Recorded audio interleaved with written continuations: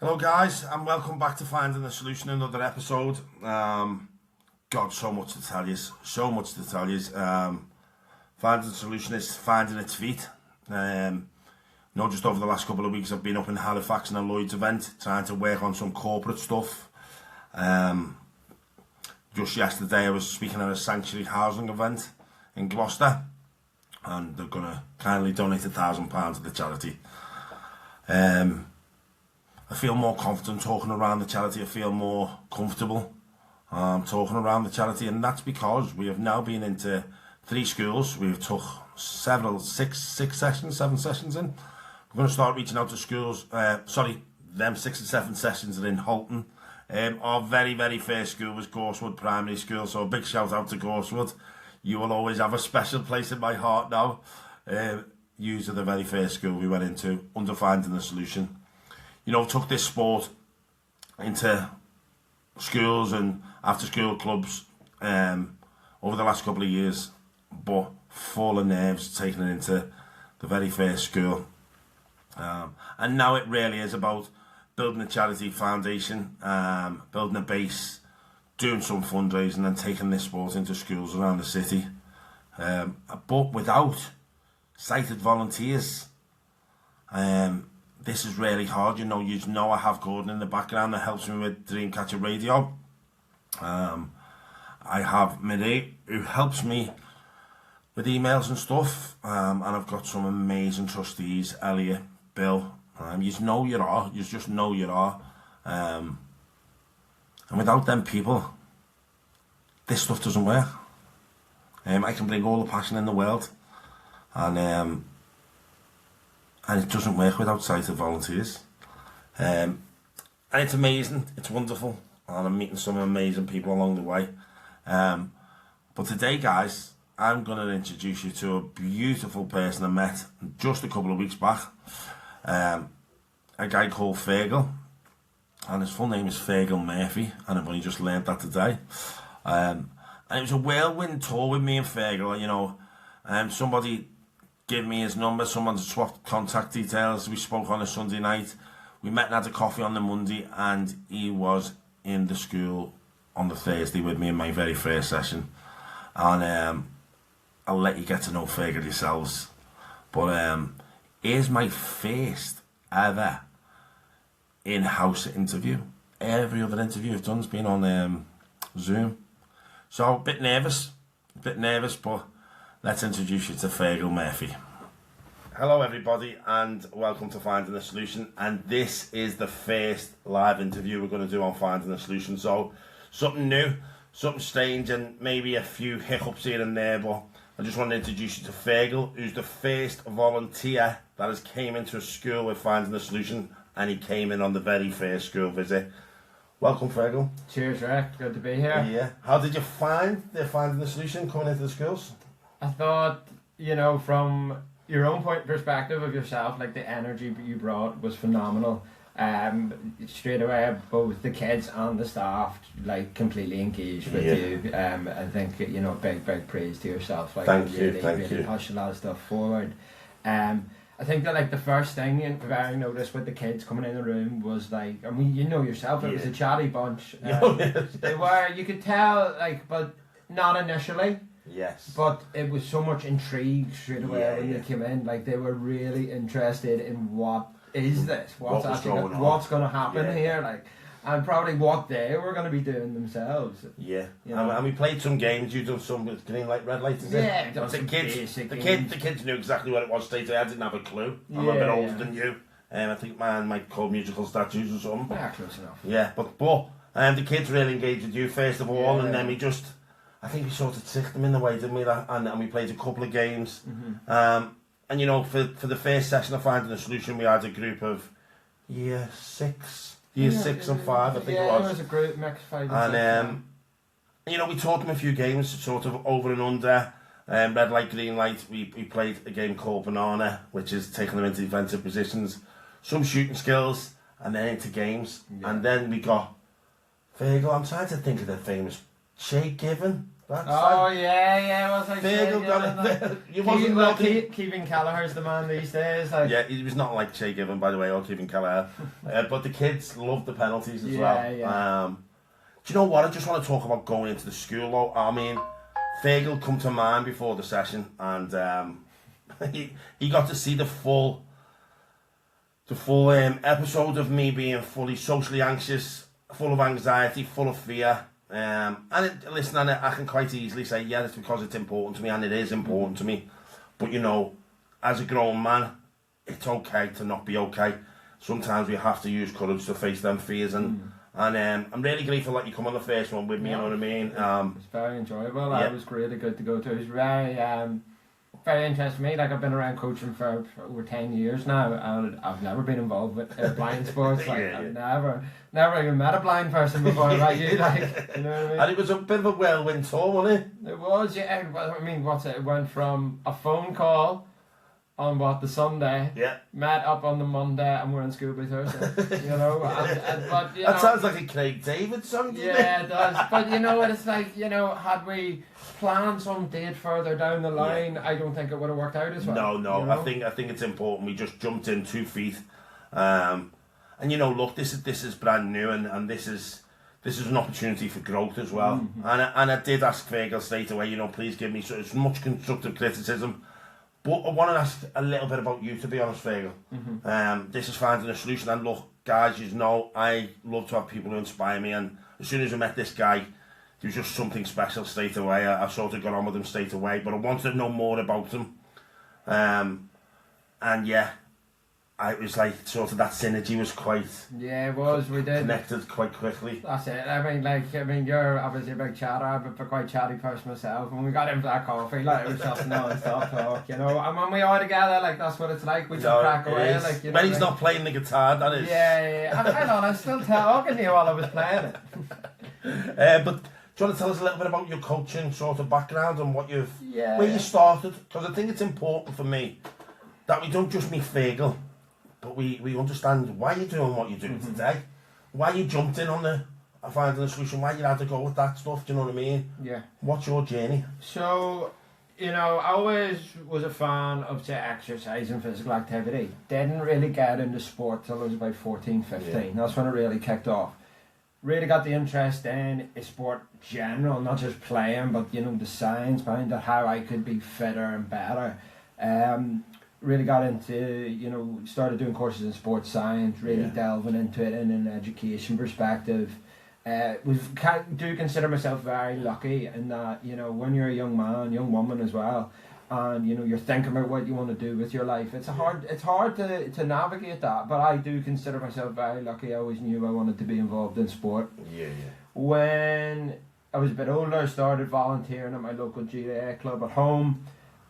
Started doing some elements of the courses I was doing in sports science, had elements of coaching in it, and then I quickly kind of realised, like, this is what I really like doing. You know, fast forward a couple of years, a few more sports science courses under my belt. Started coaching then. My first, say, professional job in coaching was doing PE in primary schools. Amazing. So I've been doing that for about 4 years now.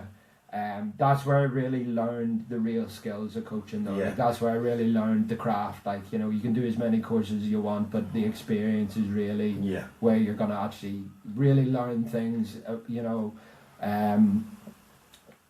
First-hand experience is the best thing for it, you know, in terms of, you know, the making mistakes is an important part of it. Definitely. Like, I look back and think about maybe, you know, reflection's such a huge part of coaching just in general, you know, in the short term and the long term, like. And I think back on the stuff I used to coach, and I'm like, wow, like that's what I was like. Like, I'd love to see like a video or something, or like hear how I would explain things and all. I think that would be really cool. From there, I've been doing lots of work in PE, done a lot of community football as well, locally here in Liverpool. Work with.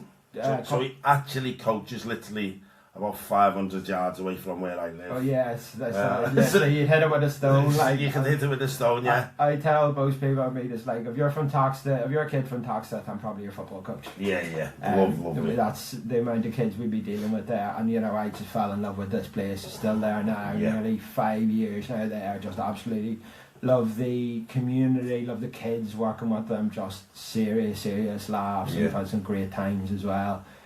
Also worked with a couple of GA teams from my background, Gaelic football and hurling. I've worked with a couple of ladies teams, a few men's teams.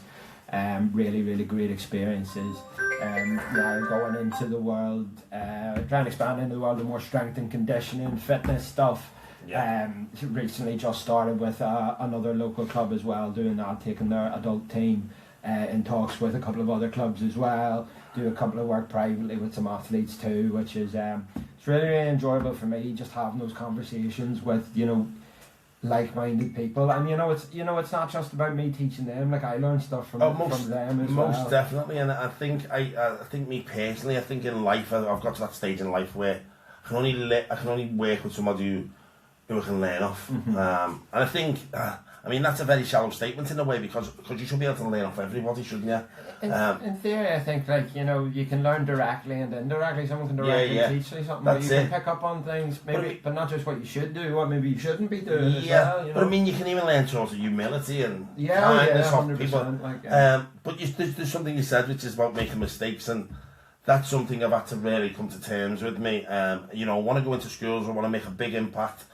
I want to take visually impaired sports into schools, and I think it can have a huge impact on a child's life in many different ways: communication, active listening. I think mistakes are part of it. I think really it's the only way I can grow as a coach or as a human being is by learning off these kids. And you know, I've done a couple of follow up classes with the kids, and it's amazing. Even the second week with the group of kids that we took, the second week, just watching the growth in them, coming in the room really confident, look, already knowing what to do and asking me if we playing banana.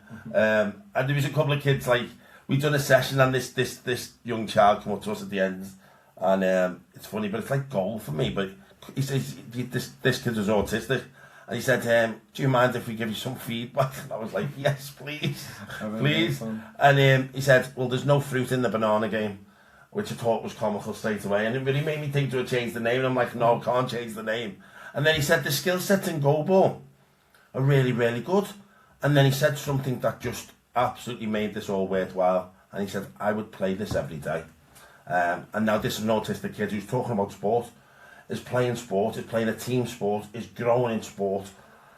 It says what it does on the tin, doesn't it? I mean, I think there's something wonderful about watching a child walk into a room full of fear, a little bit of anxiety, a little bit of social anxiety, not sure whether they're going to be great at this, and watching the spark come on, watching them want to do well and learn and grow and become a team member. And it's funny because I think the loud kids for me are normally the kids that lower the voice in go ball, and the very timid, quiet kids are only the ones that come alive.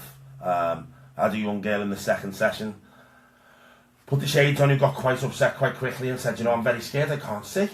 I said, no, can I? It's okay. I said, do you want to take them off? So she left them on, and then she took them off. She got quite upset. So I said, you've got the most important job in the room, you can use the whistle. And boy, did she change. She turned from a very timid child into a child that was always meant to referee and things. Yeah, okay. And she was like, you're cheating, you stop doing that, you're doing this. And it's just like, and then she wants to be involved. And so the impact of just being inclusive, I think there's something very special about being inclusive. I don't know about you, but as a child, there's always that kid that gets picked last. Yeah. There's always that kid that's not very good at sport. That's not what this is about, is it? This is about impacting child's lives. I think, you know what, do you know, it was today, I'm big into watching like motivational videos and speeches, and the guy today, I was listening to one and he was talking about, you know, being out of your comfort zone. Yeah. And that's exactly what you do. Even if you're that kid who's, you know, he's in the Liverpool Academy or he's winning athletics competitions, when you go into this zone where your sight is taken away from you, everybody's on the same playing field here. Like, it doesn't matter how fit you are, how fast you are, how skillful you are. Everybody goes to the same level here, and it pushes even the able kids and the unable kids, puts you all in that same level of out of your comfort zone, and that's where growth happens. It teaches other skills, doesn't it? Like, how good are you at actively listening? How good are your communication skills? So even a child who struggles to speak out loud, when you take one of the senses and when you take sight away, they have to be quite vocal. Yeah. They can't go like play. They've got to go play, and it's got to be quite loud and open and brash. And that's a real good skill set. I don't want millions of loud children. That's not what I'm saying. No. But what I'm saying is the child's got to be confident enough to raise the voice when they're not heard, to be able to communicate properly, to be able to actively listen, team bonds and team build. And them skill sets are just, they can be passed by. I mean, I've spoken to Fergal in the background, and we're talking about maybe we could put something together and take the shades and the balls into even like football, sighted football, not to take their sight away, but to teach them team bonds and skills. I think that was one of the things when we first met up. It was one of the things that I definitely latched on to initially. Now, it's not something I've done in any coaching session, but it is 100% something I have considered. And it was funny because I actually had done recently completed a workshop on complex disabilities in sport, and the practical things we were doing was based on sight loss. Yeah. And, you know, it was basic things, you know, there was things like guiding, but we were using things like communication, and it's like, I mean, you know, essentially the taking away of sight and then having that influence more vocal communication and active listening essentially is adaptable to almost any sport. I think particularly team sports, I feel like we could probably adapt it to things like tennis, to things like boxing and things like that, but it's particularly team sports where communication is so essential. I think there's something. I mean, obviously, goalball is the only visually impaired sport that is designed for visual impairment, but that also means that anybody, whether they've got full sight loss, partially sighted, anybody can play. A lot of the other sports, I think, you know, we push them like so. Obviously, blind baseball. I play blind baseball, and anyone who wants to play baseball who's sighted, we push them to the baseball team, not to blind baseball. But there's something very special about the team, about the communication skills, isn't it? And I mean, you've coached many people, and sometimes you just want them to communicate better. Sometimes you want them to be actively listening better to what you're as a coach, what you're shouting from the sidelines, what directions you're giving, what instructions you're giving. And you know, every now and again, you have one of them players who's just in a world of their own. Just it was an interesting one. We talked about this a little bit as well, and I go back to like my experience in schools, and we talk about like obviously listening is just such an essential skill when you're in school, and that's where you build that foundation of it.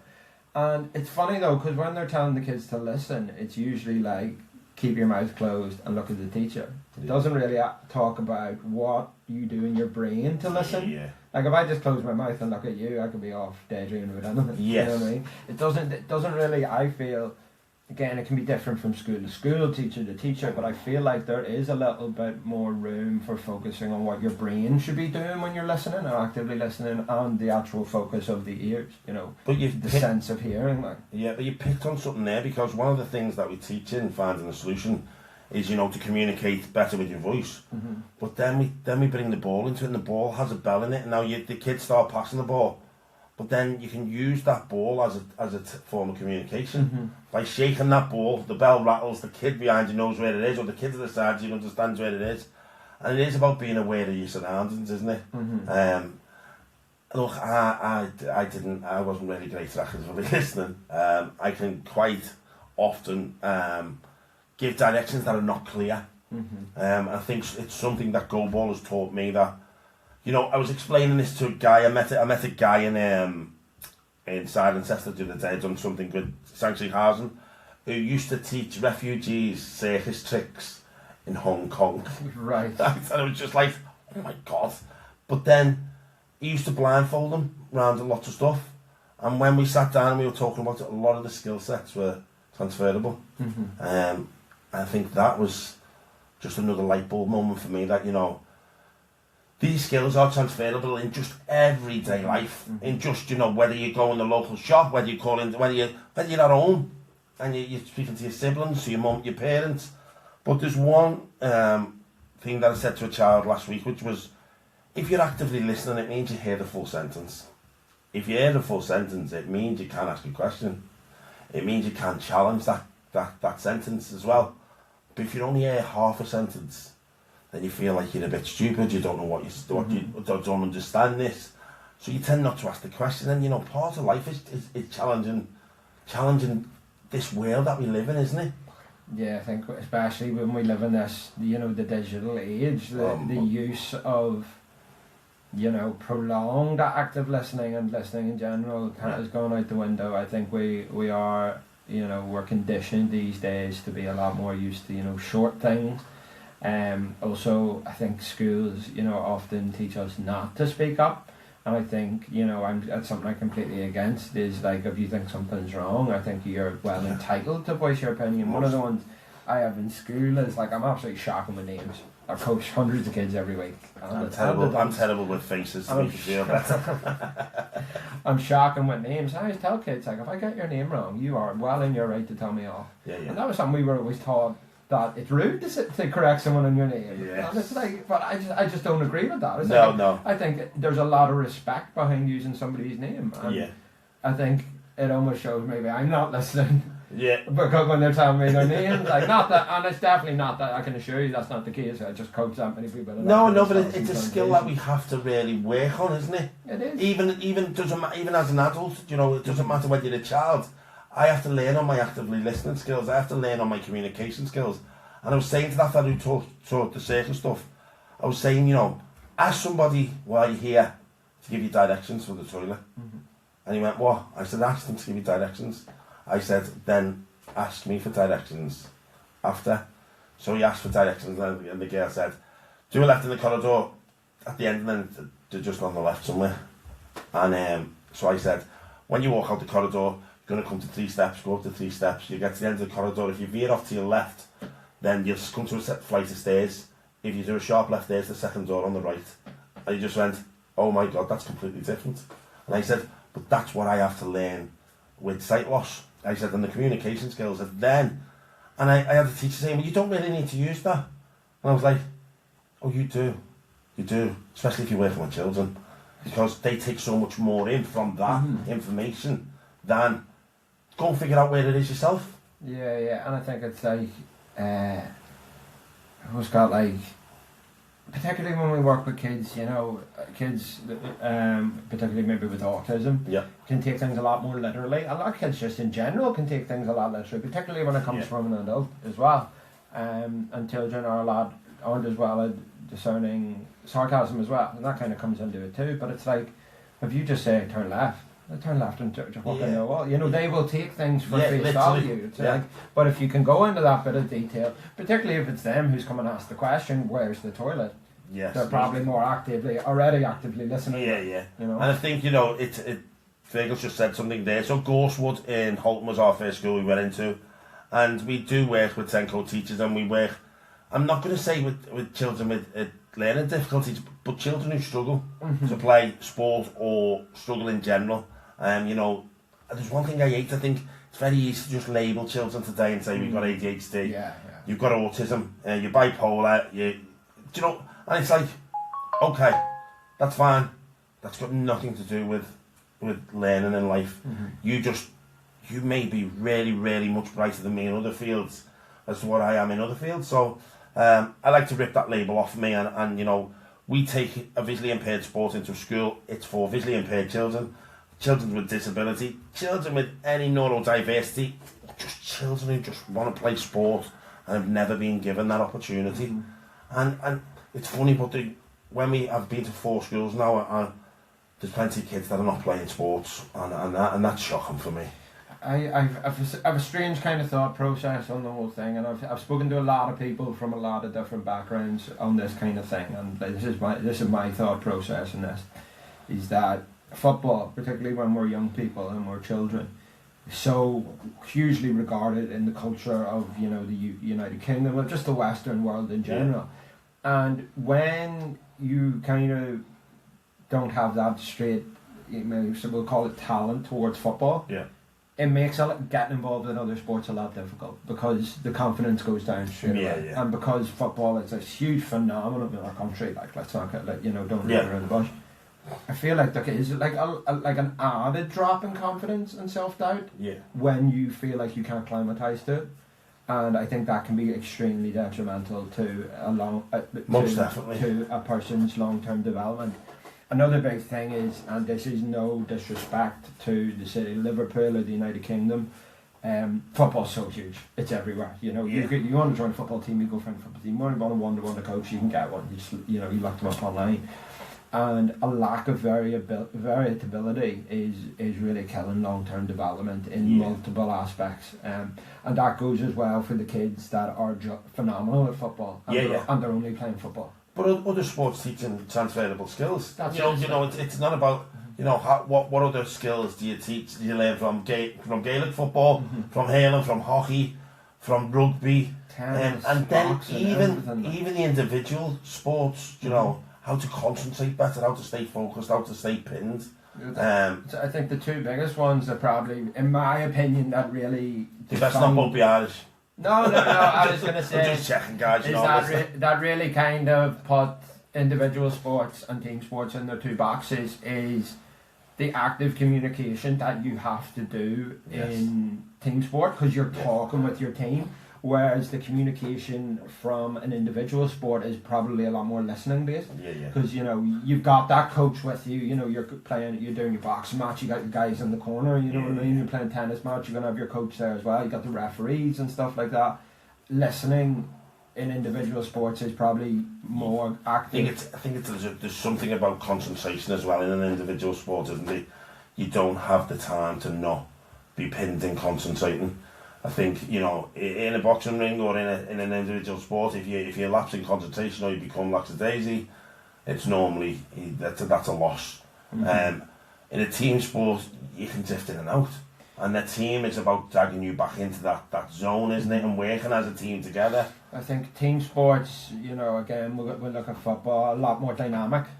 In that there can be different things. So we think, if we're on the attack, but I'm a centre back, I don't really have to think too much about getting forward and getting involved, but I do have to think about how we're setting up. But it's also where you move. Where you move allows other players to move in different positions. And that, for me, that's communication as well. It's body language, probably a little bit more advanced body language, but it is body language. And I think look, finding a solution, guys.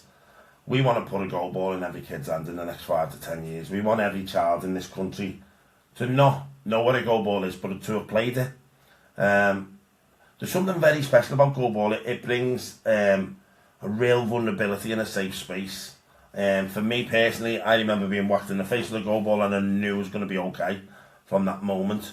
And people go, what? But you have to be vulnerable. You have to be where you feel like everything's being taken away from you. I'm losing my sight. I can't play sports anymore. Oh my God, how am I going to get on with my life? How am I going to be able to live? And then someone whacks you in the face of the ball, and you're like, I'm going to be okay, mate. I'm going to be cool.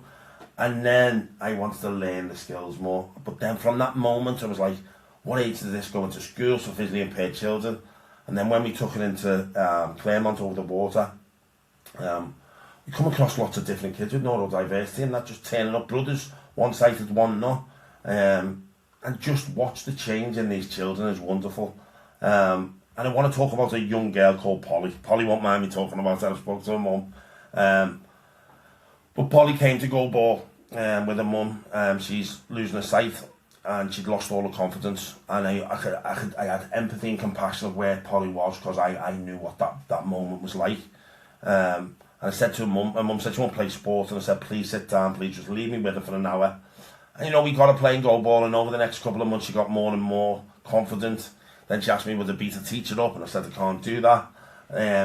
She said that my teacher doesn't understand sight loss. I said, that's okay, lots of people don't. I said, but the only person who will stop you doing anything in your life is you. Then she asked could she bring a friend, and she was then, I watched Polly teaching their friends and telling their friends how to play goal ball. And there's something very special about that.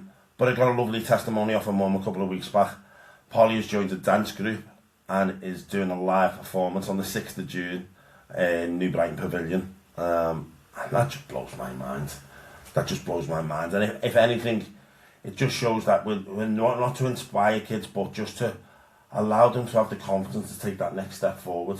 Allow them to have the confidence to make mistakes, isn't it? As you said before, as a coach, we make mistakes. Well, as a child, you're going to get lots of plays wrong. You're going to make loads of mistakes. Forget it. Move forward. the next play is the most important play, not this one. That's it. The next ball is what we were always saying. But yeah, like it's. I feel like it's such an overlooked area of learning. Like we think about like when you're learning how to write and you're learning how to spell. It's like I didn't know one person who didn't get something wrong in their spelling test. Like, but you wouldn't learn from it. Like, you know, just learn one really long word, wouldn't you? Yeah. To make yourself look intelligent. Yeah, it's like, oh, I know how to spell supercalifragilistic. Metamorphosis was mine. You know what I mean? Metamorphosis, and I've changed as well. Yeah. But it's finding that skill, isn't it? Mm-hmm. I mean, you were saying about Western Wales, you know, you look in America and they will find your sport skill, and they will pin it, and they will just like, that's not what this is about. This is about freedom for me. This about, I mean, you were saying about your early years when you first found sport, Fergal, and now it triggered something inside. Yeah. Do you know? And it doesn't have to be triggered something inside where you go on to do sports, but it could be triggered something inside where it gives you confidence to be socially more active, to reach out to friends, to be able to talk differently to family members. I just think there's something very, very beautiful and wonderful that goalball brings. And it also, with the volunteers like Fergal on board, it means we can take it further and faster.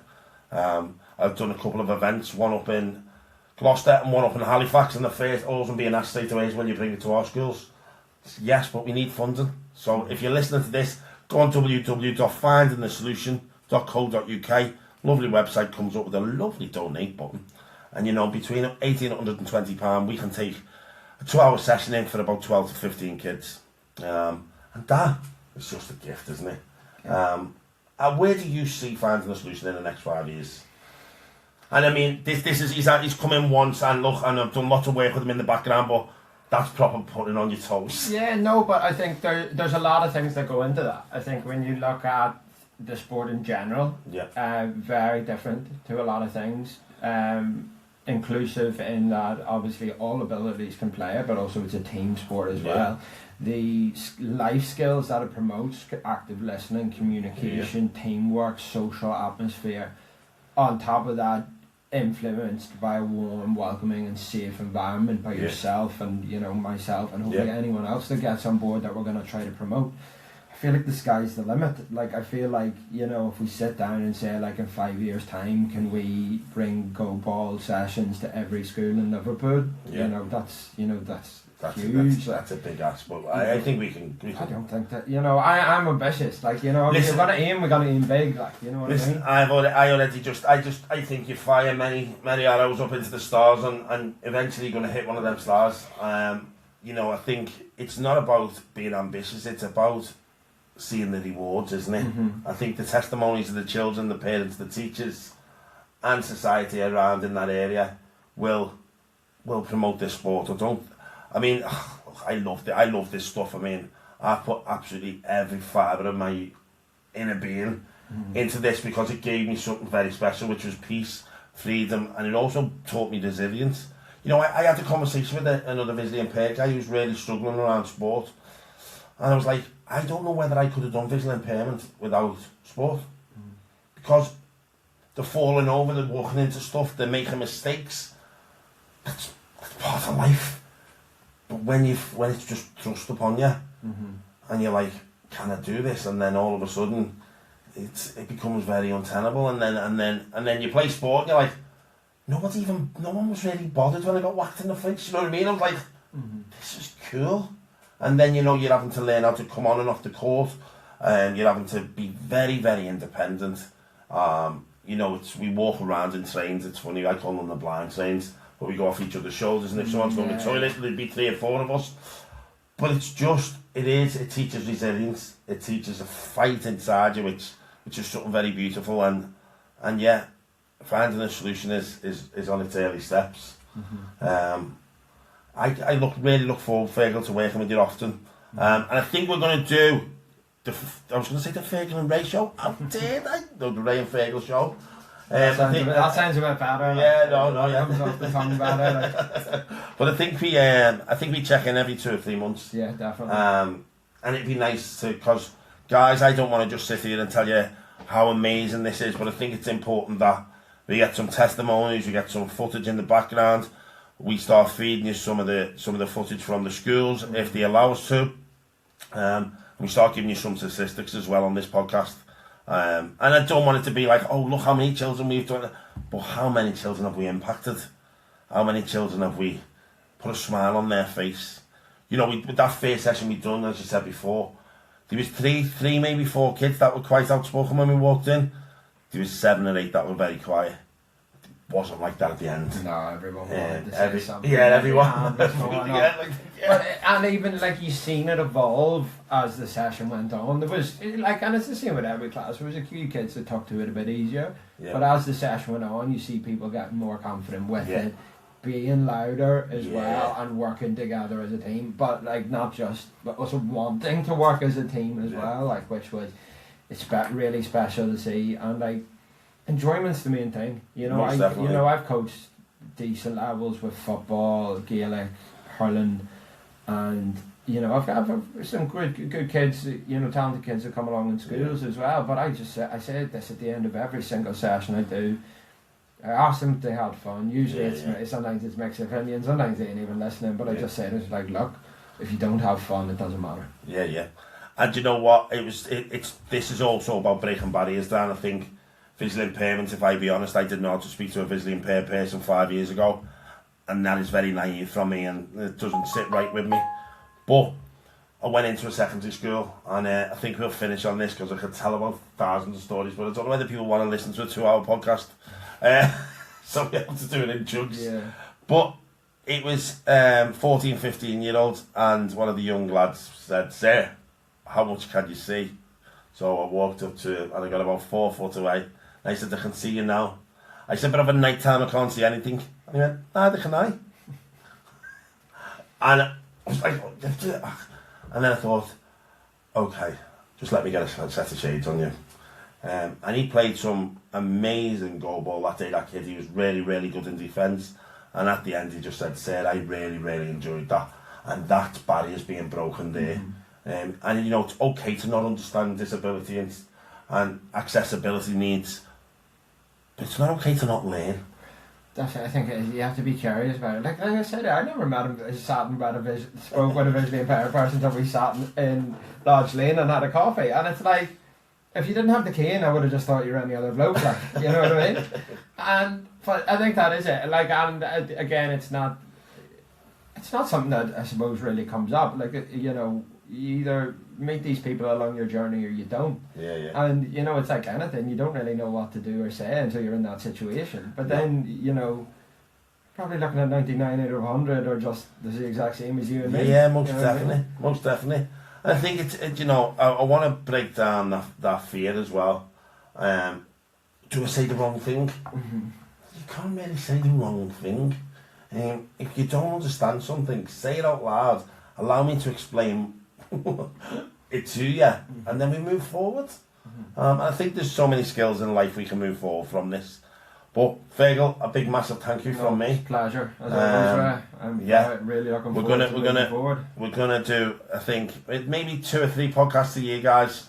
So you'll be fed up from both of us after about another 4 podcasts. But by that time, we will be ready to tell you more stories, more testimonials. I think the smiles are just going to get bigger on our ends as well, and hopefully we can feed that to you. So also, guys, as well, if anyone or any schools who are interested in bringing Go Ball in, tell them to contact Finding the Solution at www.findingthesolution.co.uk. They can also make a donation if they want.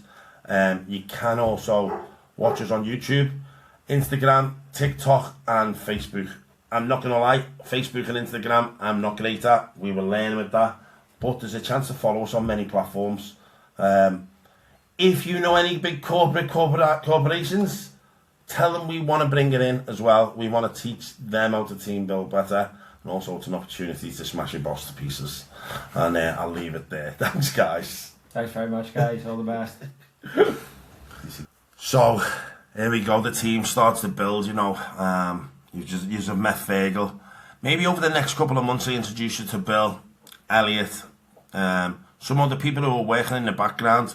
maybe you meet Gordon, who does all the IT stuff, and without Gordon's help, we wouldn't be doing podcasting.